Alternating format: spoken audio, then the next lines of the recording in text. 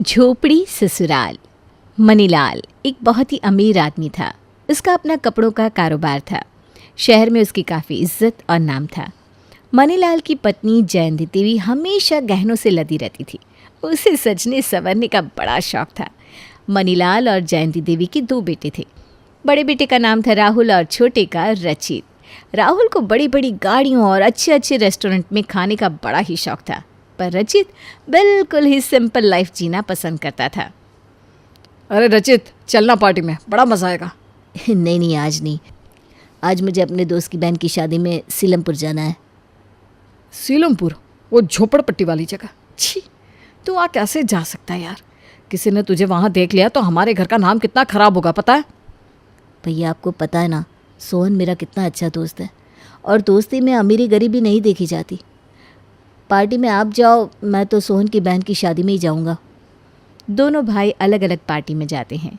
राहुल एक बड़ी ही high class party में जाता है जहां शहर के रईस लोग आए हुए थे, और रचित अपने दोस्त की बहन की मामूली से फंक्शन में। अरे रचित, तू आ गया। मुझे तो लगा ही नहीं था कि तू इस छोटी सी जगह में आएगा। ऐसी बात मत कर यार। अच्छा ठीक है, नहीं करता। चल अभी मैं कुछ काम से जा रहा हूँ, तू उधर सबके साथ बैठ और कुछ खा लेना। रचित एक जगह जाकर बैठ जाता है और तभी उसकी नज़र सोनल पर पड़ती है। सोनल बड़ी ही सिंपल सी और बड़ी ही सुंदर होती है। रचित तो पूरी शादी में बस उसी को देखता रहता है। आखिर में सोहन रचित का इंट्रोडक्शन सोनल से करवाता है। रचित, इससे मिल, ये मेरी बहुत अच्छी दोस्त और हमारी पड़ोसी है, सोनल।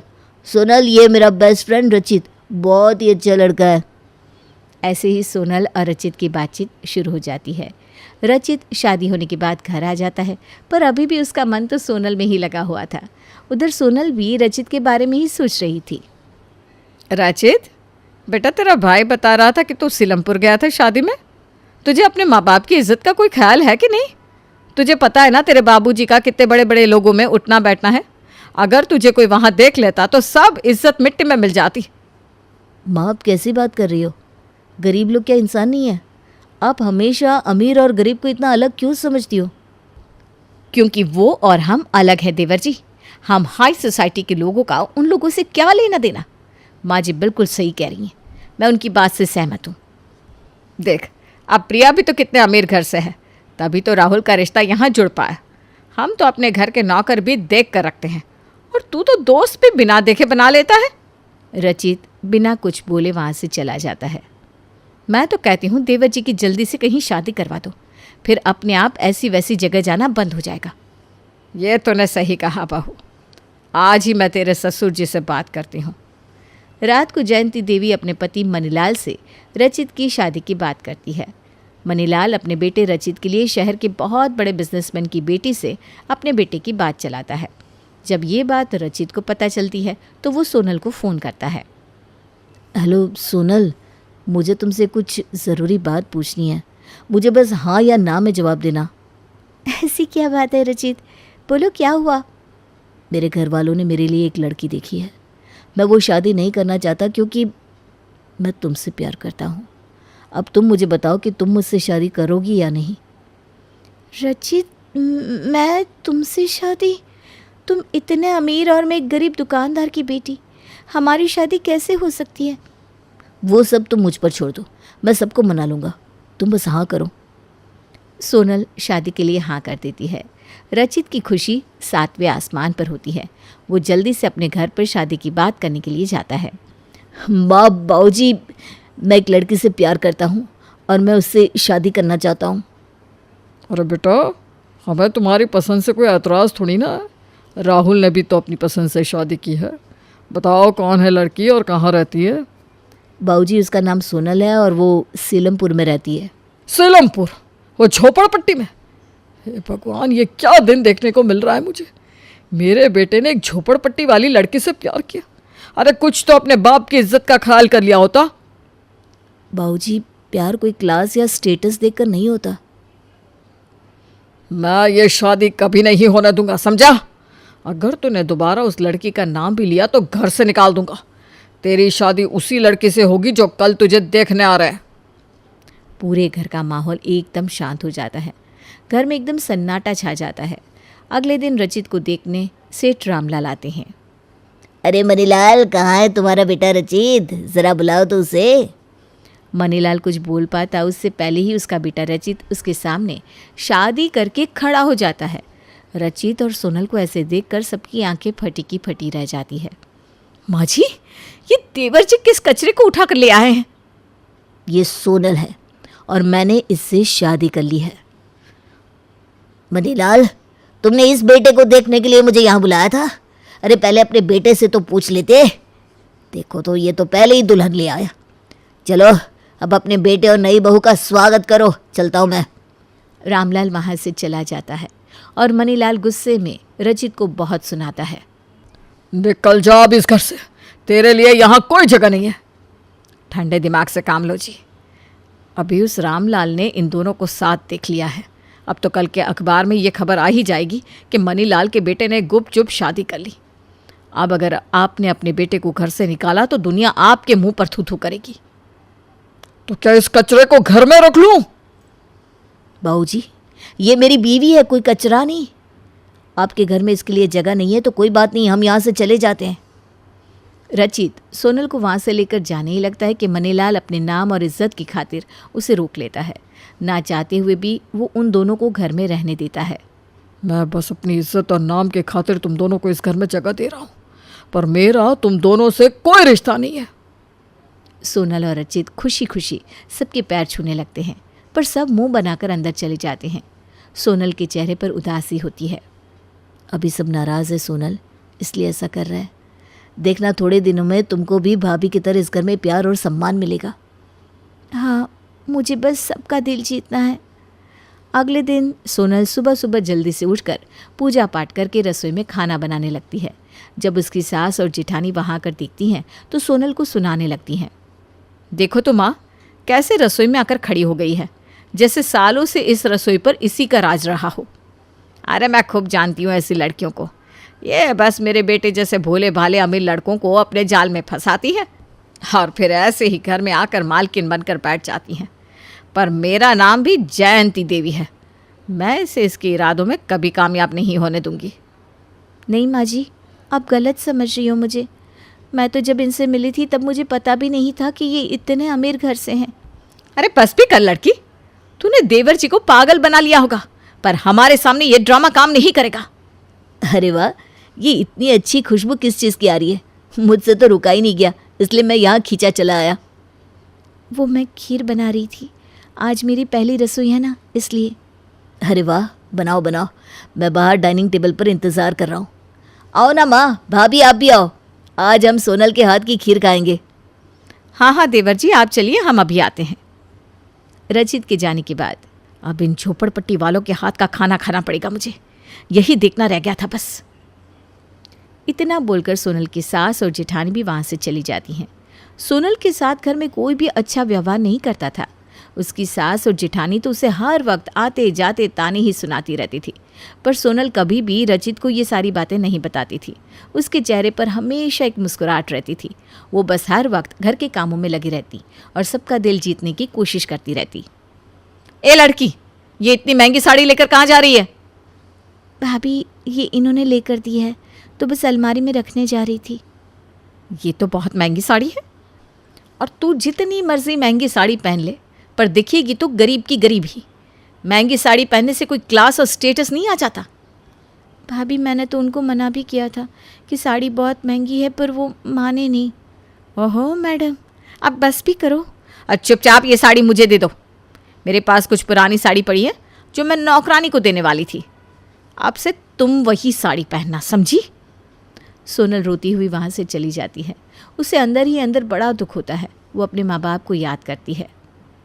अरे तुम यहाँ हो और मैं तुम्हें रसोई में देख रहा था। क्या हुआ सोनल, तुम रो क्यों रही हो? किसी ने कुछ कहा क्या? नहीं नहीं, बस माँ बाबूजी की याद आ रही थी, इसलिए आंख में आंसू आ गए। अरे ऐसी बात है तो तुम कुछ दिन रह कर आओ ना अपने मायके। सच में? मैं वहाँ रहने जा सकती हूँ? अरे कैसी बात करती हो तुम? क्या मैं अपने माँ बाबूजी के साथ नहीं रहता? तो फिर तुम 2-4 दिन उनके पास रहने क्यों नहीं जा सकती? सोनल बड़ी खुश हो जाती है और फटाफट अपने कपड़े पैक कर लेती है। अगले दिन वो सुबह सुबह तैयार होकर अपने सास ससुर के पैर छूने जाती है। अरे ये सुबह सुबह बैग लेकर कहाँ चली? माँ जी, मैं अपने मायके जा रही हूँ। माँ बाबूजी की बहुत याद आ रही थी तो सोचा 2-4 दिन रह आऊँ। किससे पूछकर उस झोपड़पट्टी में जाने का फैसला लिया तुमने? वहाँ मेरा घर है बाबूजी। अब तुम इस घर की बहू हो, समझी? और वहाँ जाकर रहना तो दूर, उस जगह के आसपास भी गई तो मुझसे बुरा कोई नहीं होगा। मेरा नाम तो तुम दोनों ने पहले ही खराब कर दिया है, अब इससे ज़्यादा क्या करना चाहते हो? सोनल रोते हुए अपने कमरे में जाती है और सारे कपड़े अलमारी में वापस रखने लगती है। जब सोनल काफ़ी देर तक बाहर नहीं आती तो रचित उसे ढूंढता हुआ अंदर आता है। अरे तुम ये क्या कर रही हो? कपड़े वापस अलमारी में क्यों रख रही हो? मुझे कहीं नहीं जाना, नहीं जाना मुझे कहीं। अरे पर अचानक क्या हुआ? क्यों रो रही हो ऐसे? अभी तो इतना खुश थी। सोनल बोलो ना। पर सोनल कुछ नहीं बोलती। तभी अचानक बाहर से चीखने चिल्लाने की आवाज़ें आने लगती है। रचित जल्दी से बाहर भागता है। सोनल भी उसके पीछे पीछे जाती है। सब बर्बाद हो गया, हम कहीं के नहीं रहे, सड़क पर आ गए हम। क्या हुआ बाबूजी? अब क्यों रो रहे हैं? क्या बात हो गई? हमारे कपड़े की फैक्ट्री में आग लग गई, सब जलकर बर्बाद हो गया। ये सुनकर सबके हाथ पांव ठंडे पड़ जाते हैं। एक ही रात में मनीलाल का सब बर्बाद हो जाता है। घर में मातम छा जाता है। कुछ दिनों बाद घर में पुलिस और बैंक वाले आकर खड़े हो जाते हैं। मनीलाल ने जो बैंक से करोड़ों का लोन ले रखा था, उसे चुकाने के लिए उसे अपना घर तक बेचना पड़ता है। सब घर के बाहर खड़े होकर अपने घर को देख रहे थे। क्या से क्या हो गया? अब तो हमारा घर भी हमारे हाथ से निकल गया। अब हम कहाँ रहेंगे? आज तो हम सड़क पर आ गए। मैं ऐसे नहीं रह सकती। चलो जी, हम अपने शांति रोड वाले बंगलों में जाकर रहते हैं। हाँ सही कहती हो तुम, हम यहाँ से चलते हैं। हाँ बेटा चलो, अब हम सब वहीं रहेंगे। अरे आप हमारे साथ कहाँ आ रहे हो? हम आप सबको अपने साथ नहीं रख सकते। बेटा ये बहू कैसे बोल रही है? सही तो बोल रही है माँ, वो घर उसके पापा ने दिया है तो आप वहाँ जाकर कैसे रह सकते हो? राहुल और उसकी बीवी अपने परिवार को सड़क पर छोड़कर वहाँ से चले जाते हैं। अभी हमारे पास रहने की कोई जगह नहीं है और ना ही पैसे। आप लोगों को अगर ठीक लगे तो आप मेरे मायके चल सकते हो। तुम्हारे मायके? पर सोनल हम वहाँ कैसे? इतना मत सोचो, माँ बाबूजी को कोई परेशानी नहीं होगी। अब चलो तो सही। सोनल अपने सास ससुर और पति के साथ अपने मायके आ जाती है। उन लोगों को अपने घर देखकर सोनल के माँ बाबूजी खुशी से पागल हो जाते हैं। अरे सोनल, मेरी बच्ची। आओ आओ समधी जी, आओ बैठो ना। अरे भाग्यवान, फ्रिज से ठंडा निकाल, कुछ चाय नाश्ते का इंतज़ाम कर। जी अभी लाई। आप यहाँ बैठो ना समधन जी। और दामाद जी आप वहाँ क्यों खड़े हो? यहाँ बैठो ना। सोनल बेटा चल जल्दी मेरे साथ रसोई में मदद करवा। सोनल के माँ बाप उसके ससुराल वालों की खूब खातिरदारी करते हैं। वो उनके लिए तरह तरह के पकवान बनाते हैं। अरे समधन जी थोड़ी पूरी तो लीजिए। और आपने तो बस ज़रा सा खाया, ये क्या? नहीं, बस मेरा पेट भर गया। हम लोग सब यहाँ अचानक ऐसे आ गए, आपको अजीब तो नहीं लगा? अरे दामाद जी, आपका ही तो घर है, आप जब मर्जी आओ। पर आज हमारे आने का अलग कारण है। हमारा कारोबार बंद हो गया है, फैक्ट्री में आग लग गई और घर भी बेचना पड़ा। हमारे पास अब कुछ भी नहीं बचा है। हे भगवान, ये तो बहुत ही बुरा हुआ आपके साथ। बेटा तुम बिल्कुल चिंता मत करो, हम तुम्हारे साथ हैं, सब ठीक हो जाएगा। हमसे जितना बन पड़ेगा हम तुम्हारी मदद करेंगे। और हाँ, आप लोग यहाँ अपना घर समझकर आराम से रहना। जी, हमारा घर बहुत छोटा सा है और हम गरीब लोग शायद आपके लिए उतना ना कर पाए, पर पूरी कोशिश करेंगे। अरे नहीं बाबूजी, आप ऐसा मत बोलिए। अच्छा, अब काफ़ी रात हो गई है, सब सो जाते हैं, बातें कल कर लेना। सोनल बेटा हम छत पर जाकर सो जाते हैं। वो कूलर वाले कमरे में तू अपने सास ससुर को सुला देना। ठीक है माँ। रात को मनीलाल और जयंती देवी उस छोटे से कमरे में सोने की कोशिश कर रहे होते हैं, पर उनको ठीक से नींद भी नहीं आ रही थी। आज का दिन कितना अजीब था। अपने ही बेटे ने हमें अपने घर ले जाने से मना कर दिया, और जिस बहू की हम हर दिन बेइज्जती करते रहे, उसके माँ बाप ने हमें अपने घर में जगह दी। सही कहती हो तुम जयंती। देखो कैसे वो लोग हमारी खातिरदारी कर रहे थे। हम अपनी बड़ी बहू के घर कितनी बार गए हैं, पर ऐसी इज्जत वहाँ कभी नहीं मिली। सही कहा आपने। अरे खुद देखिए ना, गर्मी में छत पर जाकर सो रहे हैं और हमको ये कूलर वाला कमरा दे दिया। सच में इनका दिल बहुत ही बड़ा है। ससुराल में रहते रहते रचित और उसके माँ बाप को काफ़ी दिन हो जाते हैं। अब रचित को वहाँ रहना अच्छा नहीं लगता। वो एक दिन सोनल से कहता है, सोनल, हम यहाँ ऐसे कब तक रहेंगे? तुम्हारे माँ बाप भी कब तक हमारा खर्चा उठाएंगे? हमें अब अपना कुछ सोचना चाहिए। मैं सोच रहा हूँ अपनी एक छोटी सी दुकान डाल लूँ, पर उसके लिए भी तो पैसों की ज़रूरत पड़ेगी। आप परेशान मत होइए, थोड़ा वक्त लगेगा पर सब ठीक हो जाएगा। सोनल और रचित की बातें सोनल के बाबूजी सुन लेते हैं। वो उसी वक्त सोनल की माँ के पास जाते हैं। सोनल की माँ, हमें दामाद जी के लिए कुछ करना होगा। घर में जो भी गहने और पैसे रखे हैं जो हमने सोनल की शादी के लिए इकट्ठे किए थे, वो सब निकालो। ठीक है जी, मैं अभी निकाल के देती हूँ।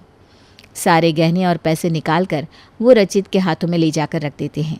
अरे बाबूजी, ये आप क्या कर रहे हो? ये सब क्या है? बस हमारी तरफ से छोटी सी मदद है दामाद जी। आप अपना काम शुरू करना चाहते हो ना, तो ये लो और भगवान का नाम लेकर नई शुरुआत करो। रचित की आंखों में आंसू होते हैं। रचित उन पैसों से एक नई शुरुआत करता है। वो दिन रात मेहनत करता है और धीरे धीरे उसका काम काफ़ी बढ़ जाता है। कुछ ही वक्त में उसका अपना कपड़ों का एक बहुत बड़ा शोरूम भी बन जाता है और वो अपना एक छोटा सा घर भी खरीद लेता है। सोनल, माँ, बाबूजी, कहाँ हो सब? जल्दी आओ और अपना मुंह मीठा करो। अरे बेटा, क्या हुआ? बड़े खुश लग रहे हो। बात ही ऐसी है बाबूजी, मैंने अपना नया घर ले लिया है। अब हम अपने घर में रहेंगे। क्या? सच में? सब लोग खुशी से पागल हो जाते हैं। रचित घर की चाबी अपने बाबूजी के हाथ में रखता है, पर वो लेने से मना कर देते हैं।